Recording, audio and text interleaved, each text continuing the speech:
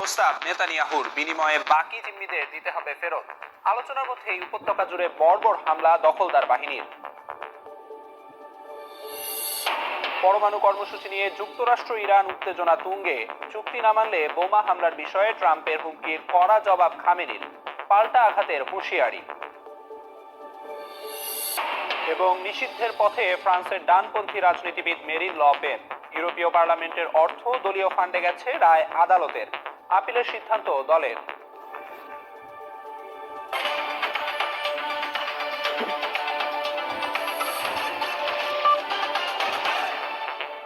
আন্তর্জাতিক সময়ের সঙ্গে আছি আমি আমিরুল ইসলাম আলিফ। টানা কয়েক ঘন্টা অভিযান চালিয়ে ভূমিকম্পে বিপর্যস্ত মিয়ানমারের ধ্বংসস্তূপ থেকে 6 জনকে জীবিত উদ্ধার করা হয়েছে। এখন পর্যন্ত ভয়াবহ এই বিপর্যয়ের কবলে পড়ে মৃতের সংখ্যা ছাড়িয়েছে 2000, আহত প্রায় 4000। ধ্বংসস্তূপের নিচে চাপা পড়াদের উদ্ধারে অভিযান অব্যাহত রেখেছে উদ্ধারকারীরা। এদিকে নিহত ও ক্ষতিগ্রস্তদের স্মরণে জাতীয় পতাকা আগামী 6 এপ্রিল পর্যন্ত অর্ধনমিত থাকবে বলে জানিয়েছে মিয়ানমারের জান্তা সরকার। অন্যদিকে ভূমিকম্পের কবলে পড়া থাইল্যান্ডের ধ্বংসস্তূপেও উদ্ধার কাজ অব্যাহত আছে বলে খবর পাওয়া গেছে। উচ্চমাত্রার ভূমিকম্পের কবলে পড়ে মানবিক বিপর্যয় নেমে এসেছে মিয়ানমার জুড়ে। উদ্ধার কাজ অব্যাহত থাকলেও ধ্বংসস্তূপের নিচ থেকে আহতদের উদ্ধারে দেখা দিচ্ছে মারাত্মক জটিলতা। স্থানীয় সময় সোমবার টানা কয়েক ঘন্টার চেষ্টার পর নারীসহ 6 জনকে জীবিত উদ্ধার করেছে চীনা উদ্ধারকারী দল। তাদের চিকিৎসার জন্য হাসপাতালে নেওয়া হয়েছে। এদিকে ভূমিকম্পে বিধ্বস্ত মিয়ানমারে লম্বা হচ্ছে লাশের সারি। এখন পর্যন্ত মৃতের সংখ্যা ছাড়িয়েছে 2000, আহত 3500-এর ওপরে।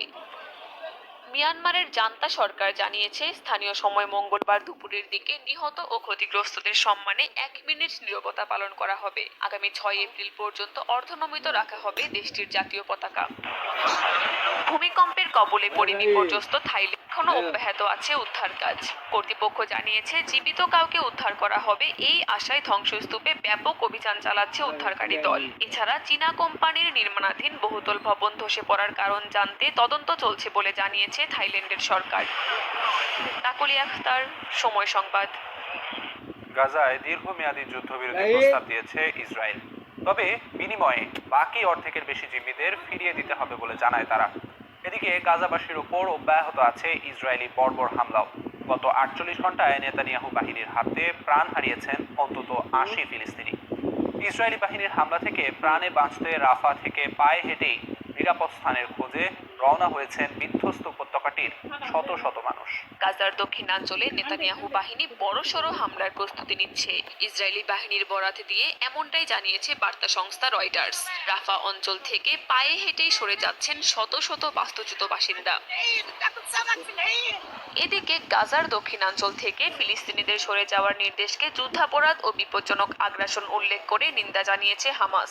স্থানীয় সময় সোমবার টেলিগ্রামে দেয়া এক বিবৃতিতে গোষ্ঠীটি বলে, নিরপরাধ হাজারো মানুষকে বাস্তুচ্যুত করা আন্তর্জাতিক আইন ও মানবাধিকারের চরম লঙ্ঘন।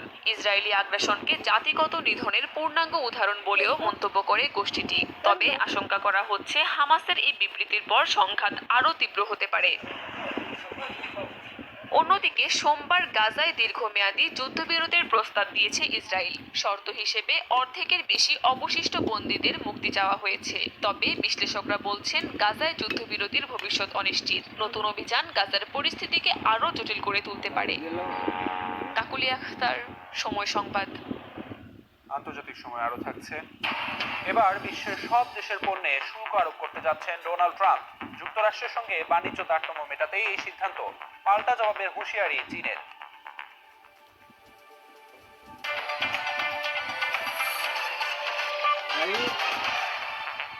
পরমাণু কর্মসূচি নিয়ে যুক্তরাষ্ট্র ইরান উত্তেজনা তুঙ্গে।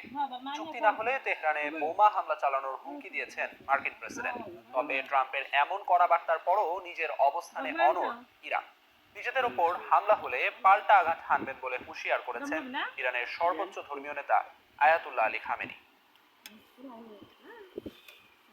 সম্প্রতি মার্কিন প্রেসিডেন্ট ট্রাম্প ইরানের সর্বোচ্চ নেতা আয়াতুল্লাহ খামেনিকে সরাসরি চিঠি পাঠিয়ে হুঁশিয়ারি দিয়েছিলেন, নতুন সমঝোতায় না এলে সামরিক পদক্ষেপ নেবে ওয়াশিংটন। তবে খামেনি তা সরাসরি প্রত্যাখ্যান করেন। এবার ইরানকে ফের হুমকি দিলেন ট্রাম্প।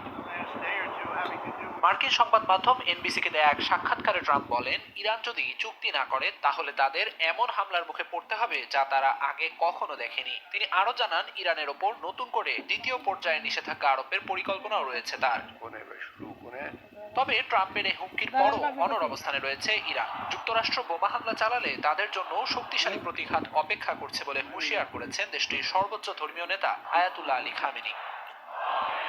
বিশ্লেষকদের মতে ইরানের এই অনড় অবস্থানের পেছনে 2018 সালে ট্রাম্পের নেওয়া সিদ্ধান্তের প্রভাব রয়েছে। প্রেসিডেন্ট ট্রাম্প ক্ষমতায় এসে 2015 সালে পরমাণু চুক্তি থেকে একতরফাভাবে যুক্তরাষ্ট্রকে সরিয়ে নেন। এরপরই ওয়াশিংটন ইরানের ওপর কঠোর নিষেধাজ্ঞা আরোপ করে, যা দেশটির অর্থনীতিকে বিপর্যস্ত করে তোলে। আমিরুল ইসলাম আলিফ, সময় সংবাদ। যুদ্ধবিরতি নিয়ে চলমান আলোচনার মধ্যেই হামলা অব্যাহত রেখেছে রুশ ও ইউক্রেনীয় সেনারা। রোববার ইউক্রেনের বিভিন্ন অঞ্চলে ব্যাপক ক্ষেপণাস্ত্র হামলা চালায় রাশিয়া। এতে আহত হয়েছেন বেশ কয়েকজন। একই দিন রাশিয়ার বিভিন্ন অঞ্চল লক্ষ্য করে পাল্টা ড্রোন হামলা চালায় ইউক্রেনীয় বাহিনীও। এদিকে সোমবার ইউক্রেনকে আরও $160 কোটি সামরিক সহায়তার ঘোষণা দিয়েছে সুইডেন। অন্যদিকে স্পেনের মাদ্রিদের এক বৈঠকে পুতিনকে যুদ্ধবিরতি প্রস্তাবে রাজি হওয়ার আহ্বান জানান ইউরোপীয় ইউনিয়নের নেতারা। আবারও পশ্চিমা মিত্রদের কাছ থেকে অস্ত্র সহায়তা পেতে যাচ্ছেন জেলেনস্কি। সুইডেন জানিয়েছে এখন পর্যন্ত সবচেয়ে বড় সামরিক সহায়তা দেবে কিয়েভকে। মস্কোর বিরুদ্ধে লড়াইয়ে অবস্থান শক্ত করার জন্যই এই সহায়তা দেয়া হবে। সোমবার এক সংবাদ সম্মেলনে সুইডেনের প্রতিরক্ষা মন্ত্রী পাল জনসন $160 কোটি এই সামরিক সহায়তার ঘোষণা দেন। অন্যদিকে স্পেনের মাদ্রিদে এক বৈঠকে ইউক্রেন যুদ্ধ নিয়ে প্রশ্ন উঠলে রাশিয়াকে যুদ্ধবিরতি প্রস্তাবে রাজি হওয়ার আহ্বান জানান ইউরোপীয় ইউনিয়নের নেতারা।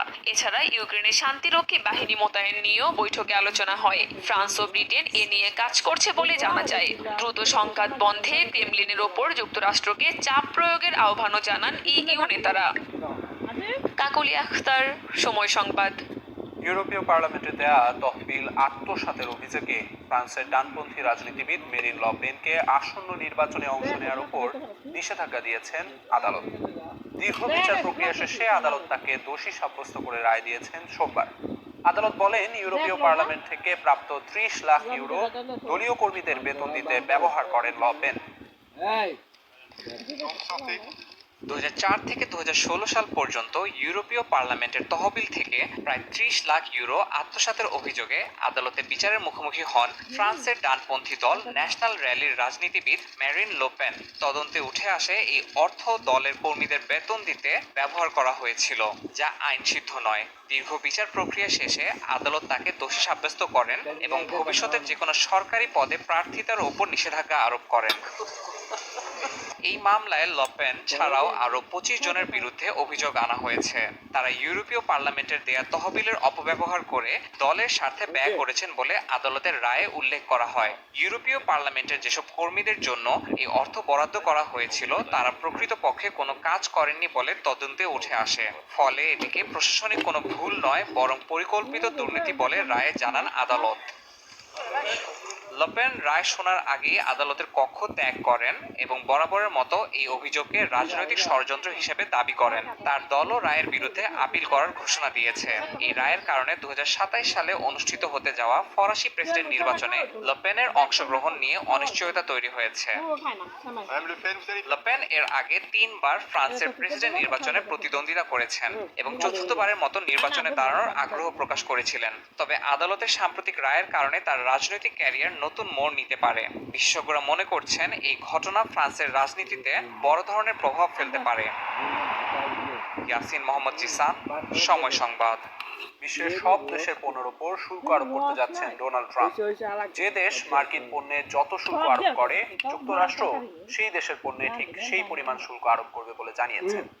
রোববার গণমাধ্যমে দেয়া সাক্ষাৎকারে মার্কিন প্রেসিডেন্ট জানান, আরোপিত শুল্কের ধাক্কা কেবল চীন, কানাডা, ইইউ নয়, বরং বিশ্বের সব দেশের ওপর পড়বে। বেইজিং জানিয়েছে, ট্রাম্পের শুল্ক আরোপের বিষয়ে আলোচনায় বসতে আগ্রহী হলেও প্রয়োজনে পাল্টা জবাব দিতে পিছু হটবে না চীন। মার্কিন প্রেসিডেন্ট ডোনাল্ড ট্রাম্প শুধুমাত্র যুক্তরাষ্ট্রের সঙ্গে বাণিজ্যে বিশাল তারতম্য আছে এমন দেশগুলোর উপরই শুল্ক আরোপ করবেন এমন আশায় স্বস্তিতে ছিল বিশ্বের বিভিন্ন দেশের সরকার। তবে সেই বিশ্বাসকে ভুল প্রমাণ করে দিয়ে সব দেশের ওপর শুল্ক আরোপের কথা জানালেন ট্রাম্প। রোববার এয়ারফোর্স ওয়ানে সাংবাদিকদের সঙ্গে সাক্ষাৎকারে মার্কিন প্রেসিডেন্ট বলেন, বুধবার থেকে যে শুল্ক আরোপ কার্যকরের কথা রয়েছে তা সব দেশের জন্যই কার্যকর হবে। যদিও ট্রাম্পের প্রশাসনিক কর্মকর্তারা বরাবরই বলে আসছেন, যেসব দেশ যুক্তরাষ্ট্রের রফতানির ওপর বেশি শুল্ক আরোপ করে তাদের উপরই ধার্য করা হবে এই শুল্ক। এ অবস্থায় ট্রাম্পের এই নতুন সিদ্ধান্তের প্রভাব পড়তে শুরু করেছে বিশ্ববাজারে। এশিয়ার প্রধান শেয়ার বাজারগুলোতে বড় দরপতন হয়েছে। জাপানের নিক্কেই 225 সূচক 3.85% এবং দক্ষিণ কোরিয়ার কসপি 2.55% কমে গেছে। ট্রাম্পের সম্ভাব্য শুল্ক আরোপ নিয়ে সতর্ক অবস্থানে চীন। দেশটি জানিয়েছে, অহেতুক চাপ প্রয়োগের পরিবর্তে যথাযথ প্রক্রিয়ায় আলোচনায় বসলে শুল্ক যুদ্ধ এড়ানো সম্ভব। তবে প্রয়োজনে পাল্টা জবাব দিতে পিছু হটবে না বলেও সতর্ক করেছে বেইজিং। বিশেষজ্ঞদের আশঙ্কা, মার্কিন প্রেসিডেন্ট নতুন করে ব্যাপক মাত্রায় শুল্ক আরোপের পথে হাঁটলে চীন ও যুক্তরাষ্ট্রের মধ্যে বাণিজ্য সম্পর্কের অবনতি হতে পারে। সাদিয়া তাসনিম, সময় সংবাদ। দক্ষিণ চীনের গুয়াংডং প্রদেশে যৌথ সন্ত্রাস বিরোধী মহড়া পরিচালনা করেছে চীন ও থাইল্যান্ডের নৌবাহিনী। এই মহড়ার মাধ্যমে উভয় দেশের নৌবাহিনীর মধ্যে সহযোগিতা ও যৌথ অভিযান পরিচালনার সক্ষমতা প্রদর্শিত হয়েছে। ব্লু স্ট্রাইক 2025 নামের সন্ত্রাস বিরোধী এ মহড়ার সময় চীনা ও থাই নৌবাহিনী সমন্বয় করে বিভিন্ন অভিযান পরিচালনা করে।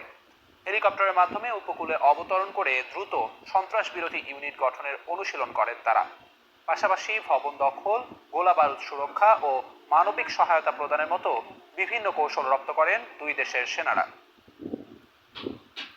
লিথুয়ানিয়ায় হারিয়ে যাওয়া 4 মার্কিন সেনার মধ্যে 3 জনের মরদেহ উদ্ধার করা হয়েছে। চতুর্থ জনকে খুঁজতে এখনও উদ্ধার কাজ চলছে বলে জানিয়েছেন দেশটির প্রেসিডেন্ট। বাল্টিক দেশটির একটি সামরিক প্রশিক্ষণ এলাকা থেকে সেনাদের সামরিক যান উদ্ধার করাও সম্ভব হয়েছে বলে জানায় স্থানীয় প্রশাসন। মর্মান্তিক এই দুর্ঘটনায় নিহত সেনাদের প্রতি শোক প্রকাশ করে সামাজিক মাধ্যম এক্সে পোস্ট করেন লিথুয়ানিয়ার প্রেসিডেন্ট গিতনাস নৌসেদা। গত সপ্তাহে অপর একটি নিখোঁজ সামরিক যান উদ্ধার করতে গিয়ে বেলারুশ সীমান্তের কাছে সামরিক প্রশিক্ষণ এলাকা থেকে নিখোঁজ হন এই সেনারা।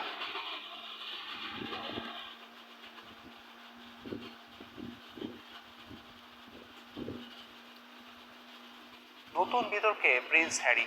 এবার তার বিরুদ্ধে হেনস্থা ও হয়রানির অভিযোগ আনলেন তারই প্রতিষ্ঠিত দাতব্য সংস্থার চেয়ারপারসন সোফি চান্দাউকা। বললেন, মাসের পর মাস অন্যায়ভাবে তাকে সংগঠন থেকে সরানোর চেষ্টা করেছেন হ্যারি। প্রিন্স হ্যারির বিরুদ্ধে গুরুতর অভিযোগ তুলেছেন সেন্তেবালে সংস্থার চেয়ারপারসন ডক্টর সোফি চান্দাউকা। স্কাই নিউজকে দেয়া সাক্ষাৎকারে তিনি বলেন, হ্যারি তার মতামত উপেক্ষা করে একতরফাভাবে বোর্ড সদস্য নিয়োগের সিদ্ধান্ত নেন। একই সঙ্গে তাকে সরিয়ে দেওয়ার জন্য মাসের পর মাস হয়রানি করেন। মঙ্গলবার প্রিন্স হ্যারি তার পদত্যাগের ঘোষণা দেন। তবে চান্দাউকা বলছেন, সংগঠনে দায়িত্বশীলদের না জানিয়েই একতরফাভাবে সংবাদ মাধ্যমে খবর ছড়িয়ে দেন হ্যারি। এতে শুধু তিনি নন, ক্ষতিগ্রস্ত হয়েছেন সেন্তেবালের 540 জন কর্মী এবং তাদের পরিবার। এই ঘটনাকে তিনি বিস্তৃত মাত্রার হয়রানি বলে দাবি করেছেন। আমি যখন হ্যারির বিরুদ্ধে অভিযোগ তুলেছিলাম তখন তিনি তদন্ত প্রক্রিয়ায় হস্তক্ষেপ করেন। শেষমেশ তদন্তকারী জানিয়ে দেন বোর্ড আমাকে সরিয়ে দিচ্ছে। এটি পূর্ব পরিকল্পিত। এমনকি সাসেক্স মিশনারি ব্যবহার করে সংবাদের নিয়ন্ত্রণ নেওয়ার অভিযোগ তুলেছেন চান্দাউকা। হ্যারির বিরুদ্ধে আনা এসব অভিযোগের বিষয়ে এখনো কোনো আনুষ্ঠানিক প্রতিক্রিয়া জানায়নি ব্রিটিশ রাজপরিবার বা হ্যারির মুখপাত্র। আমিরুল ইসলাম আলী, সময় সংবাদ। আন্তর্জাতিক সময়ের শীর্ষ সংবাদগুলো জানিয়ে দিচ্ছি আরেকবার। গাজায় দীর্ঘমেয়াদী যুদ্ধবিরতির প্রস্তাব নেতানিয়াহুর, বিনিময়ে বাকি জিম্মিদের দিতে হবে ফেরত।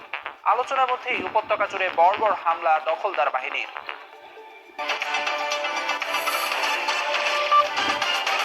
এই ছিল আন্তর্জাতিক সময়। সঙ্গে থাকুন সময়ের।